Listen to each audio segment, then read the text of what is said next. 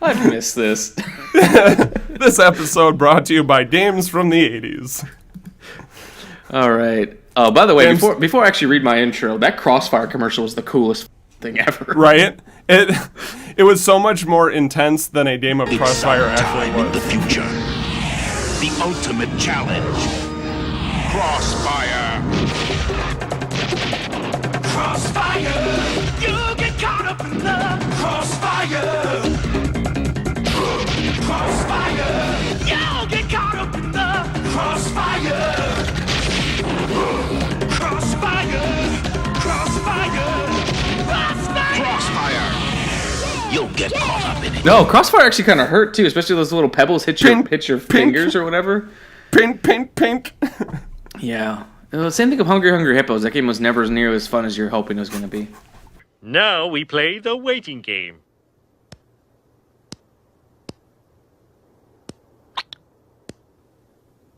No, the waiting game sucks. Let's play Hungry Hungry Hippos. All right. So let's do a little preamble for the cell.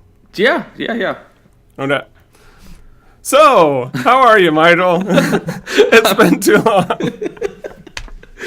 I don't think it's working. We might just have to do a hard edit into the cell. Right. We can't force a preamble.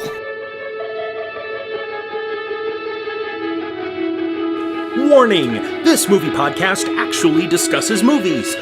Be aware that it may discuss any of the following elements: endings, surprise twists, unexpected cameos, and all manner of spoilers. If this doesn't appeal to you, why listen to a movie podcast? Without further ado, please enjoy our feature presentation, The Shamelist Picture Show. Hello and welcome to another episode of The Shameless Picture Show. I am Michael Virus, and with me is a man making his most triumphant of returns. Nip Richards. I don't remember that line from the movie though. I changed how it works today. Okay. On today's episode, we'll be discussing two movies over the span of 2 episodes. So we're giving you guys a little bit of inside baseball. First up is a movie on my shame list that was recommended to me back on our Dark City episode, which was pretty early on in our span. I think it was, I want to say it was season 1, episode 13, something like that. Sounds about right. But anyways, that film is Tarsem Singh's The Cell. The Cell is a twisted serial killer film that's part police procedural and part fantastical sci-fi inspired acid trip. It's definitely an odd combination, but comes together in an oddly satisfying way. The film is about Dr. Catherine Deane, who helps treat coma patients with an experimental virtual reality machine that allows her to go into the dreams of her patients to help communicate with them. While all this is going on, FBI agents Peter Novak and Iron Chef Gordon Ramsey yes, I taught that also. are hot on the tails of a serial killer that has a fascination with turning his female victims into dolls. The FBI are finally able to catch the killer, but a rare disease caused him to fall into a coma. So the FBI must get Dr. Deane to help find where a missing girl is being held by going into the dark and twisted dreams of a serial killer. Bum, bum, bum. The film had a mixed reaction from critics, calling it a mess of stunning visuals but lacking in substance. That being said, the film has taken on a new cult following and is arguably one of the most interesting films J-Lo ever started. It also features a fascinating score by Howard Shore. The film stars Jennifer Lopez, Vince Vaughn, Marianne Jean-Baptiste, and Vincent D'Onofrio as serial killer Carl Rudolph Stargher. There's a part of yourself that you don't show anybody. When I'm inside, I get to see those things. I feel them.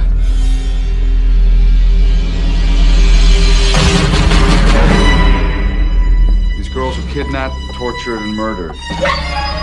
Our killer is a white male, about 30 years old. Carl Rudolph Stargher once had the house under surveillance for about 20 minutes. He keeps them in this thing for about 40 hours.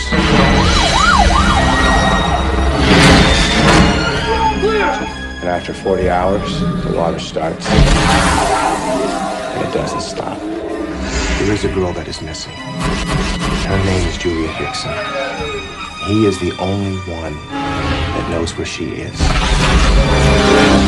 If he was conscious, do you think that he would tell you where she is? Are you sure? I'm sure. You bring in this monster, and you're asking her to go into that monster.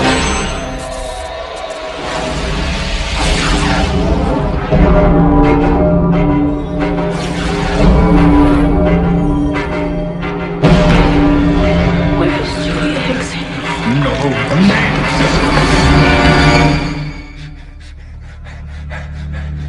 She's gone very deep into his world. So she's made contact.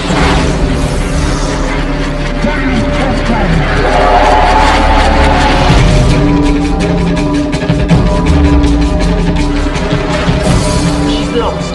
She thinks this is real. I'm going in to get her.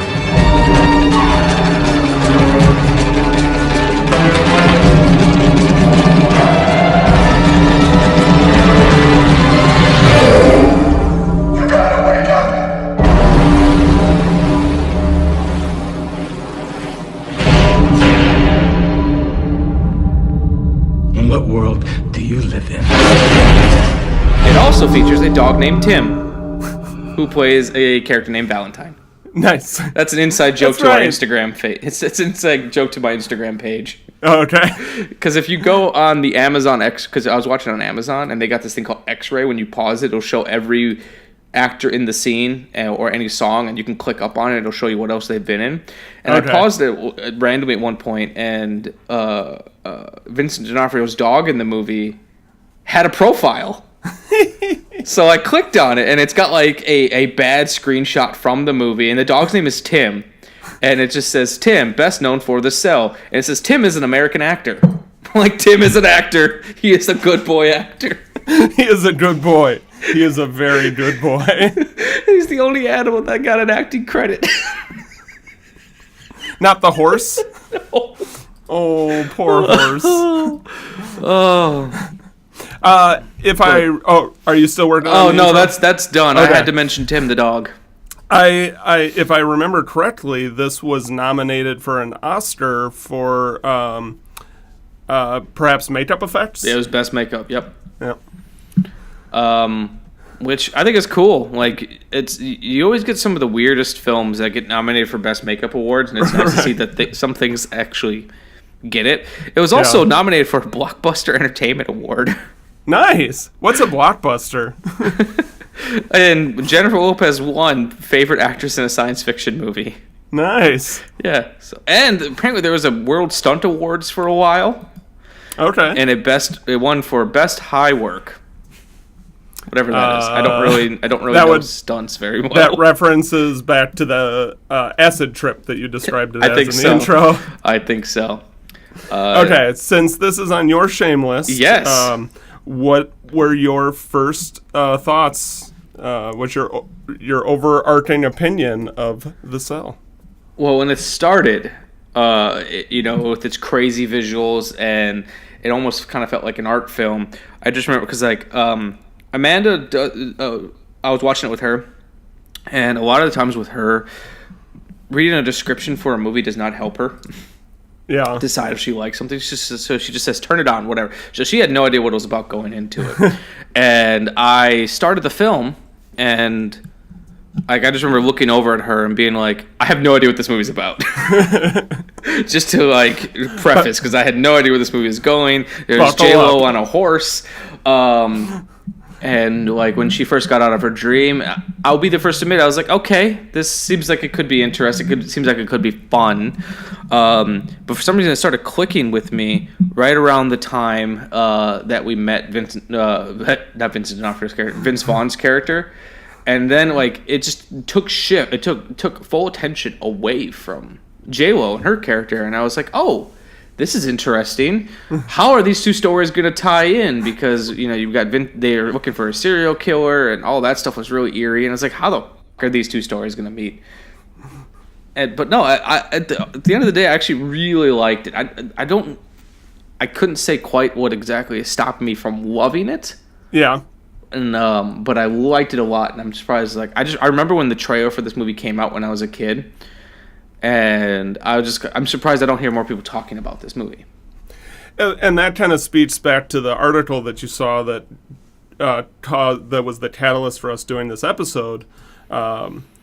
In that, like, yeah, it was kind of this, I wouldn't say sleeper hit by any means, but it didn't get a lot of attention when it came out. Because of the strong visuals, it has had this ongoing life, and people are really attracted to it for that reason. Yeah. So the movie's on my shame list, and I've already buried the lead and said I liked the movie. What about tell me about when you first saw it, and what about it attracted you? Oh God, I honestly don't remember the first time that I saw it. I'm going to assume it was kind of my college years when I was starting to watch things like Silence of the Lambs and Dark City, and it spanned beyond the kind of early 90s horror that I first branched into the genre with, the Freddy Kruegers, the Jason Voorhees, Michael Myers.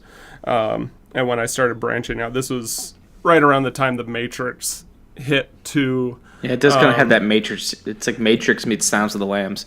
Yeah, where like I was starting to just consume a lot of psychological thrillers, dark sci-fi, where the cell kind of feels to fit. I was really interested in the idea of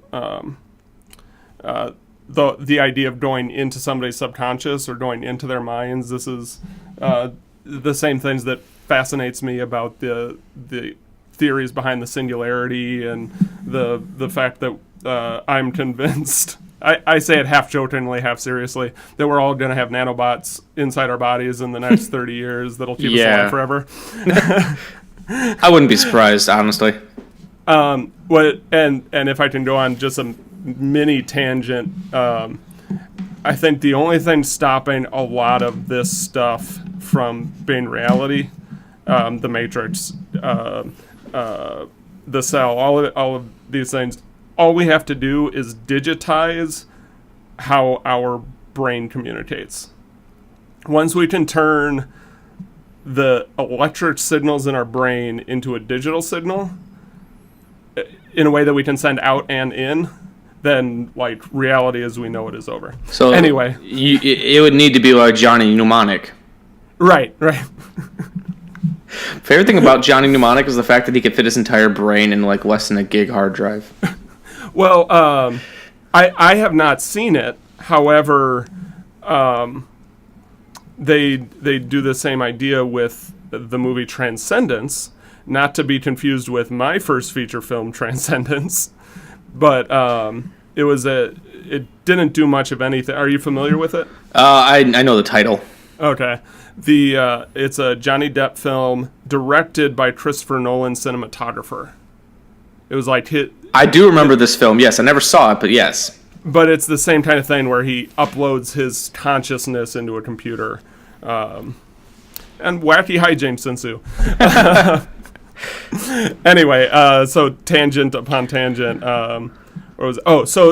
That part certainly spoke to me, and then of course the heavily art-inspired visuals is hard to not be excited about.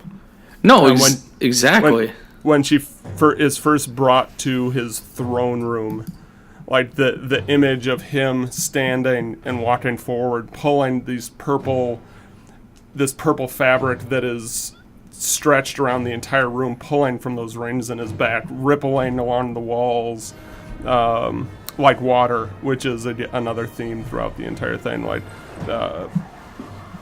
it was ambitious and visually exciting, and certainly the story was far from brilliant. Yeah. But it also was fine. Like there was nothing wrong with it or bad about it. It was kind of typical early 2000s, late 90s flair with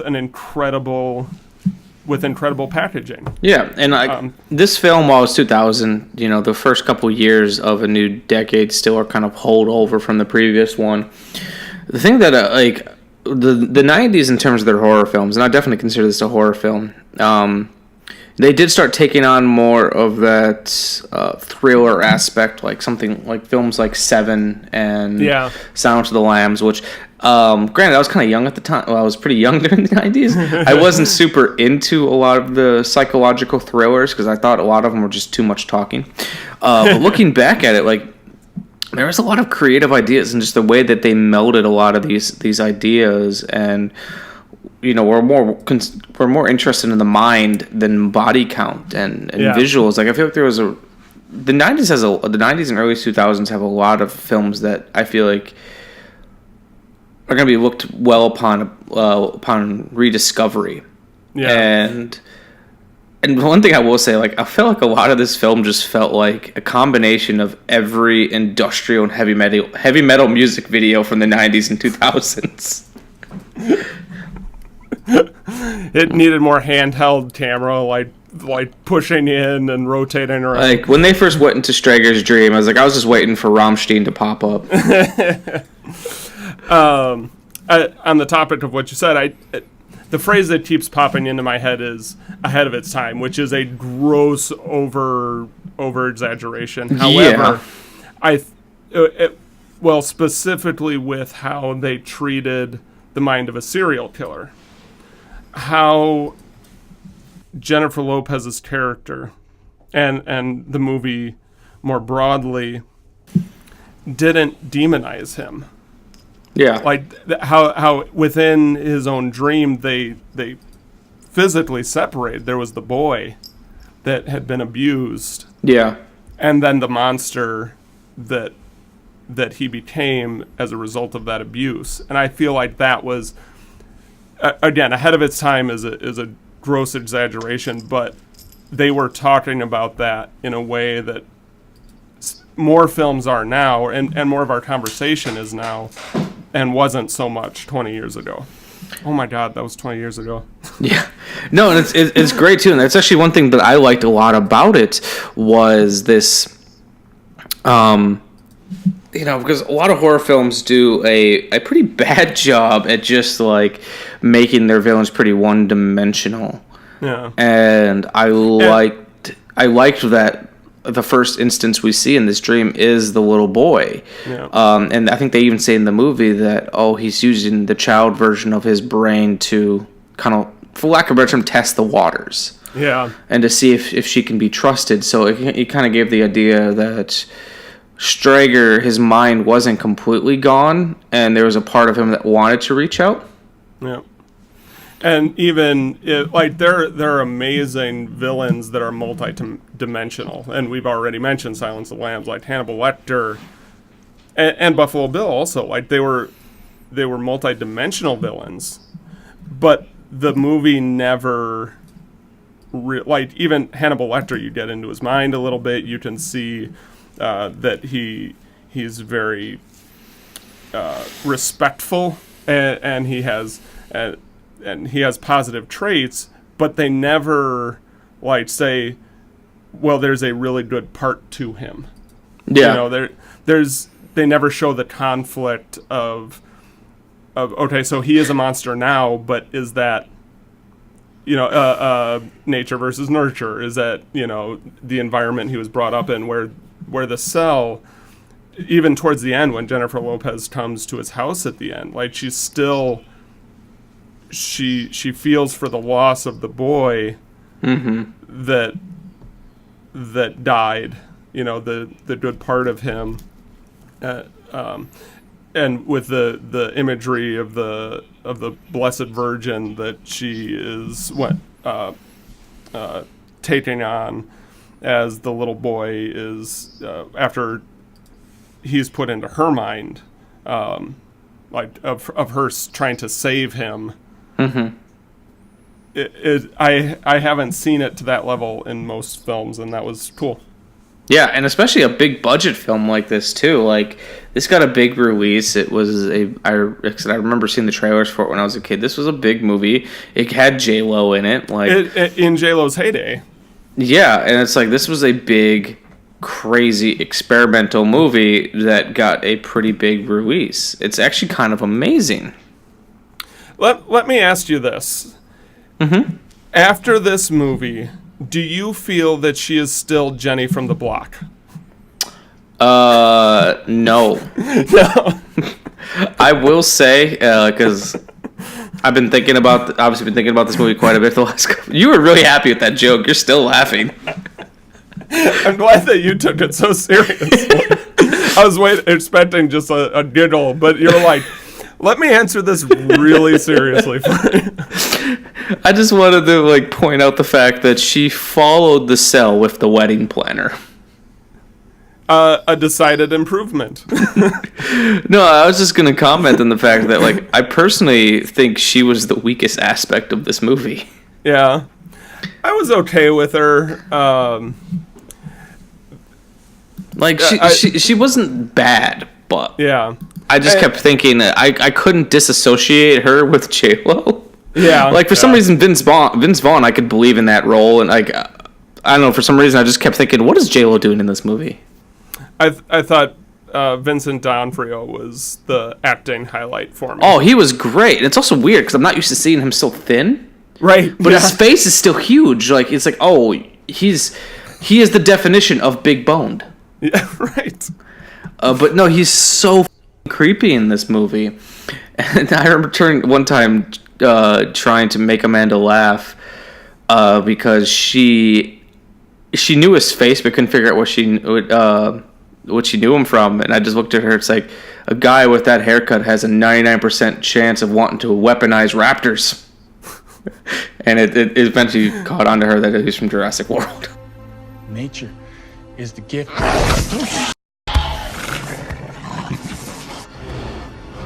Easy. Easy, boy. Easy. Hey. We're on the same side, right? Right?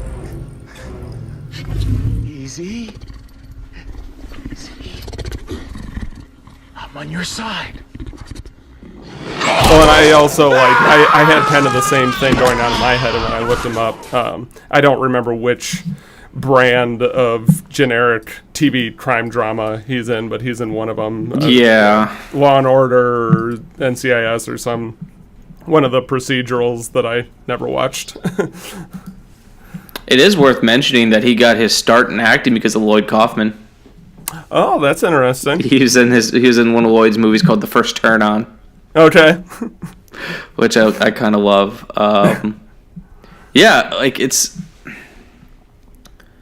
a film that I feel like more people need to discover. I think I've already kind of said that already. I didn't take as many notes for this movie, so I'm trying to like come up with more things to say. Yeah.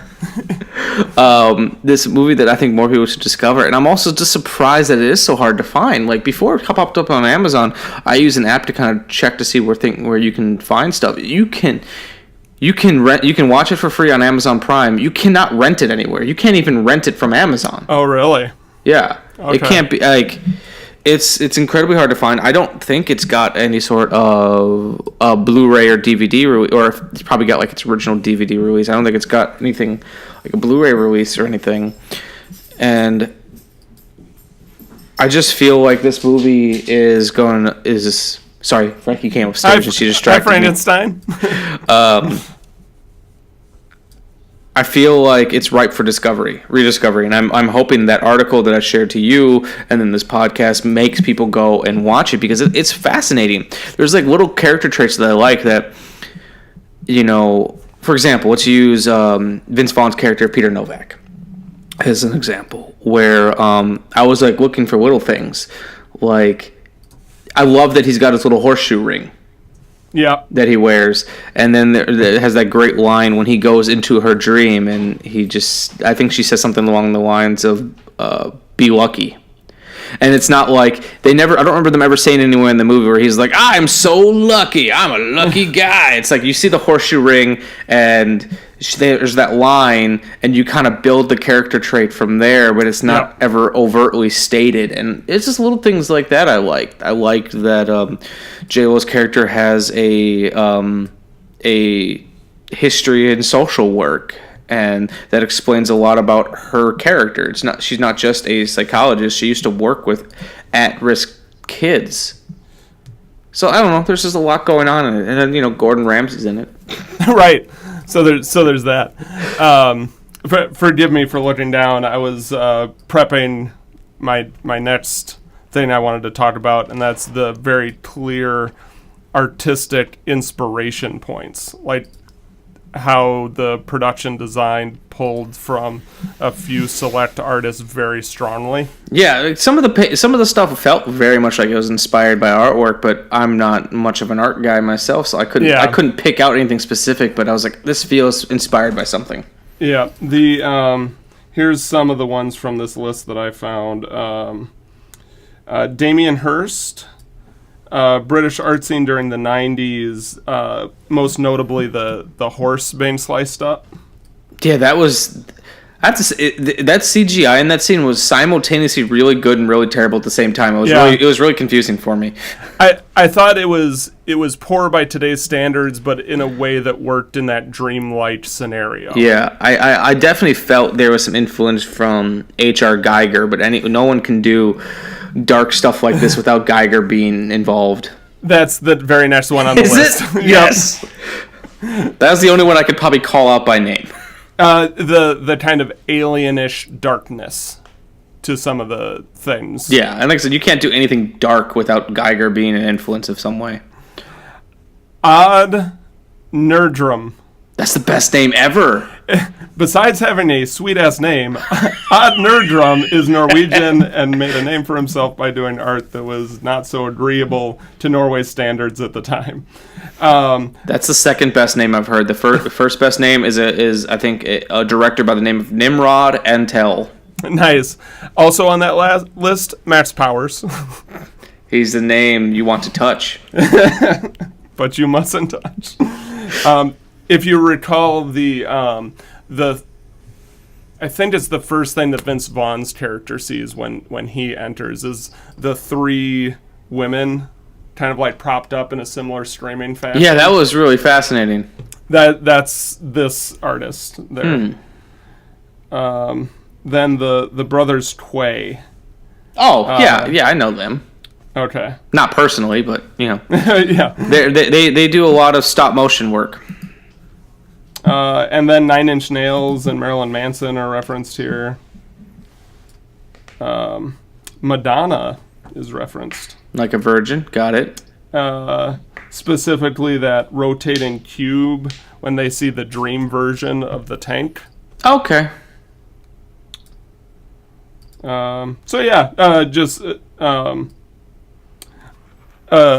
That amalgamation of those different art inspirations is certainly responsible for what elevated this beyond just your average track down the serial killer kind of movie. No, and actually in a lot of ways too, it kind of reminded me of a David Lynch film. Okay.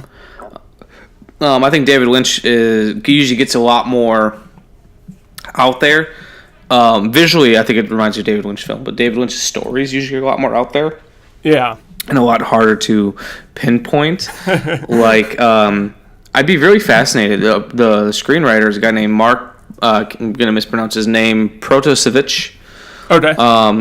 And I'd love to read his script for it to see how much of this came from his script, or if it was like for a pretty basic police procedural that the director came in and just made crazy. Or even some inspired production designers. Yeah. Where that all, which people brought which pieces. Yeah, because like it's one thing I'm always jealous of filmmakers like Tarsem Singh is my brain doesn't work in this way. Where I love films that have this feeling and this vibe that movies like The Cell do. I just know I can never think like that. Okay. And I'm constantly at awe of these people. But filmmaking is so collaborative. Like, it's so rarely one person that's doing it. Yeah. So, we as filmmakers we only need to bring a piece of inspiration, and then so many of the best artists are as good as they are because they surround themselves with other compelling, interesting, off-the-wall thinking artists. Oh, and that's completely true. It's just when you're at a certain point early on, you know, like, I'm going to use David Lynch again. David Lynch did Eraserhead. It was pretty much just him thinking all these crazy thoughts. And, like, I couldn't even, like, even with, like, production, a great production designer, I don't think I could have come up with some of the ideas that happened in this and be able to explain to them how I, you know, because, like, it's usually a good production designer will go off of something the director says, and that will influence what they're doing. It's hive mind type thing, but like you need that kernel of the idea. And I'm always just fascinated by films like this that are able to get this weird. Same thing with Dark City. Yeah. Well, I mean, maybe I'm just being too congratulatory, but like, take the last strip that you sent me was the Dial G for Guillotine. Yeah. Like, I think you have that. Oh, well, I appreciate that. And with a handful of really talented people that believe in that idea, like, I don't think you're as far off as you think you are. Well, I appreciate from hearing all that. Of these other people. Yeah. But this is not nearly as fun for people listening about a script. They don't know what we're talking about, but I appreciate you saying it. You're welcome. If you guys want to read my newest script, you know, personal message me. I'll send it your way. It's called Dial G for Guillotine, or A Farewell to Arms. But it's such a jokey title for such a non-jokey movie, which is beautiful. And maybe someday there'll be two nerds talking about that and saying, I wish I could think of an idea like that. It's just going to be us. It's going to be our kids one day. Our kids are going to continue on this show. Actually, that'd be the greatest thing ever if one day, like, when our kids got older, they wanted to take the reins of the Shameless Picture Show and it becomes like a thing that we pass down. That would be the greatest thing ever. Or we had stopped and they dust off some old hard drives, the old cloud storage things. They're like, we need to do this. We're getting the band back together. It starts with like a bunch of episodes that we never got a chance to cut together because either we died or got lazy, who knows. Right. And then they were like, you know what, we got to finish these episodes, man. And it just kind of spirals. It's kind of weird to think about, like, will podcasting still be a thing? Right. Well, the nanobots in our bodies will like be talking to each other, and it'll be micro podcasts. Yeah, pretty much. You won't need microphones anymore. Right. It's just gonna be like since I just did a review for Community for Mill Creek. I've been watching a lot of that show. Have you ever seen it? I've seen 1 or 2 episodes. I've seen several clips. I want to watch it more, mostly because I'm in love with Donald Glover. ¿Dónde está la biblioteca? Me llamo T-Bone, la araña discoteca. Discoteca, muñeca, la biblioteca. Es el bigote grande, pero manteca. Manteca, bigote, gigante, pequeño. Cabeza es nieve, cerveza es bueno. Buenos días, me gustas papas frías. Bigote de la cabra, de Cameron Díaz. Yeah, boy. But Donald Glover and I can't remember Daniel Pudi. They do a morning show throughout the span of the show, but they don't have any cameras. Yeah, I did see one of those clips. So that would be us just podcasting. Is me, us. There's no cameras. There's no microphones. We're just talking to each other through nano clips. Why did you wake me up then? You can now buy the show from Mill Creek, or it's at your local Best Buy. Nice. All 6 seasons for a low price. Thank you, Mill Creek. Anyways, let's get back to The Cell. Because I didn't take any notes this week because I was trying to fit all these movies in. Yeah. Was there anything else you wanted to talk about when it comes to The Cell? I feel like there's things that we're missing to talk about, but like, I do kind of agree with the critics where there's not, in terms of story, there's not a whole lot to delve into. There's not a whole lot to talk about. It's like if this film would have been made without these visuals, it'd be a pretty forgettable movie. I think, and I already mentioned it briefly, I think what fascinates me about the story, remove the visuals, is the way that they treated the mind of a serial killer. Yes. The way that they Vince Vaughn's character and J-Lo's character each represented a perspective on the mind of a serial killer, where Vince Vaughn was like, he's doing something bad, that's all that matters, I'm going to stop him from doing this bad thing. And then J-Lo's, this is a person who horrible things happen to him and he is damaged, and I would like to fix him, or at least recognize that he isn't the monster that society he isn't exclusively the monster that society frames him as. And I think that's fascinating. And one thing, subtle, you almost lose that under all of the visuals. And one thing that I think the film does do really well is all the characters are very well written. Yeah. Like, I find myself, like, Vince Vaughn's not just a one-sided police officer. Yeah. J-Lo's not just a one-sided psychologist. Like, you find yourself really caring about them. Like, when Vince Vaughn is really trying to find this kidnapped girl, you don't feel like he's doing it just because it's his job, but because he legitimately cares. And you get that when he tells his backstory about being a lawyer, which, by the way, the fact that he could go to law school and become part of the FBI at his age, I call bullshit. He's ambitious. But like I find myself, you had no problem with Doogie Howser. I have a lot of problems with Doogie Howser. Okay, well that's fair. But I find myself liking all the characters, and it's like little things like his shamrock, his horseshoe ring. It's kind of added to all that, and yeah, like even like the smaller characters like Marianne, Jean-Baptiste, or Dylan Baker, who plays the Henry West. He's the guy tinkering with the machine. While they don't get a lot of screen time, they feel like real people. Yeah, they never feel like generic tech number 2. Yeah, and that's hard to do. It's hard to do for characters that you see in very short bursts to feel like real people. And it really takes good writing, good directing, and good acting to be able to do that. If you miss one of those, then it falls flat. Like, I'll even we're not going to talk too heavily on this topic because I am still going to do eventually an episode on it. But the new Halloween actually does that really well, where everyone feels like a real person. Oh, nice. But no, I want more people to see this movie. Cool. Like, I think it's kind of a short, concise episode for The Cell. Yeah. Well, have you? You said you've been watching Community. I'm trying to think of what else I've watched lately. Yeah, tell me a little bit about what you've been watching, if you have been watching. I busted out Christmas movies earlier, so I've already watched Elf, Miracle on 34th Street, of course. Some of the horrible, cheesy Netflix direct-to-video style ones. My God. The new one with Kurt Russell coming out looks awesome, though, where he plays Santa Claus. Yes. That looks awesome.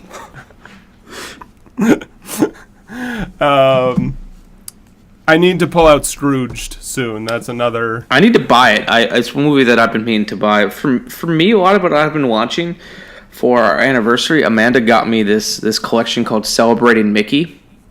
It's a collection of 13 classic Mickey Mouse cartoons, starting from Steamboat Willie and on.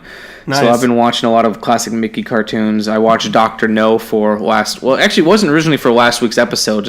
I just put rear speakers in and wanted to watch a James Bond movie, and my buddy Kyle hadn't seen it, so we just that episode came together last minute, like literally the day before. And then watching stuff for Amanda's film class, we watched The Cabinet of Dr. Caligari. Nice. So almost everything I've been watching has been for this show. So I have been at the station. I started playing old public domain films. Cool. On Talbot County Public Access Station. So what was some of the last ones we did? Okay. So one of the ones that we played for Halloween reminded me of what I've actually been watching lately. I knew there was something big. The Haunting of Hill House. Oh yes, that show was great.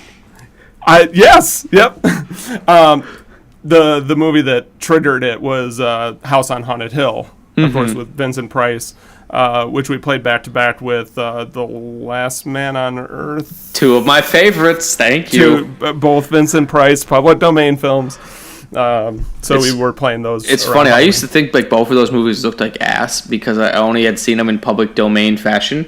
But a company I like called Scream Factory, they actually did cleaned up restorations of both of them. Oh, nice. I didn't know the House on Haunted Hill was shot in widescreen. Nice. I was like, where'd all this extra stuff come from? Right? So I really loved that. I'm hoping, I don't think they've said officially that there's going to be additional seasons, but I'm hoping that that family's story is done, because I think their story has been told completely, but that they go back into the story of some of the other ghosts from the house. I agree. Like, I would like to see that family, I think, is done. But I also really like the director, Mike Flanagan, who did it. His first film, Oculus, I liked but didn't love. Pretty much everything he's made since then, whether that be Hush or Gerald's Game, have all been great. I have only seen the Oculus. And yeah, I had mixed feelings about it. It was okay. It was a little scattered, I thought. Mm-hmm.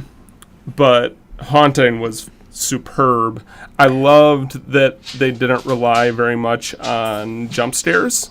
With very few exceptions, there were very few jump scares. And that being said, when there were jump scares, my favorite thing about them is they did a lot of unmotivated jump scares, meaning they didn't use music to motivate your feelings. There was a lot of times where something would happen and they wouldn't draw attention to it, or the fact that every episode had hidden ghosts. Oh, yes. And me and Amanda caught one of them one time, and it was the scariest thing of that episode. They don't move at all. They just sit. So it's not trying to draw your attention.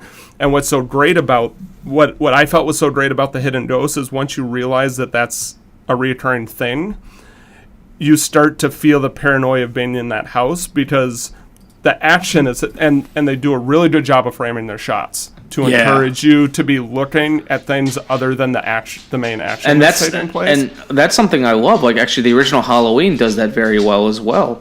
Yeah. But no, I love that you're constantly scanning around, and it's also had one of, like, without spoiling, and I'm probably gonna redact the name so that way people at home don't get spoiled. But everything with Nellie was the saddest fucking thing. Yeah. And then that was the saddest fucking thing for me. Did you see/hear the, I'm pretty sure confirmed, fan theory that the 5 kids represent the 5 stages of grief? Yeah, and then like once I read that, I was like, oh, that all makes complete sense. Yep. Yeah, I thought that was a really cool element. That's the kind of thing that like makes me excited to write again. Is like, totally. It's so smart, and so simple, and they didn't beat you over the head with, boy, you're really grieving, wink, wink. You know. I think that's really smart, right? And then like I said, I might cut this part out too, so that way it doesn't spoil. But like when I'm pro spoiler. It's still a relatively new show. So that's the only reason, because like I might have to put a little warning so people know that we're talking about. There you go. When the moment when Steven realizes he's been seeing ghosts the entire time, really with the clockmaker, that was great. And not just that, but the way that the dad handled the way that information was presented to the audience through the father, I think was really smart. Like you said it right in your book, and then read the passage. He's like, yeah, but that wasn't. No, I'm talking about the clock repairman that you passed by. It was so beautiful. It was such this little detail that he didn't even question, but that was a ghost the whole time. It was great. Yeah. But yeah, I think that this first episode is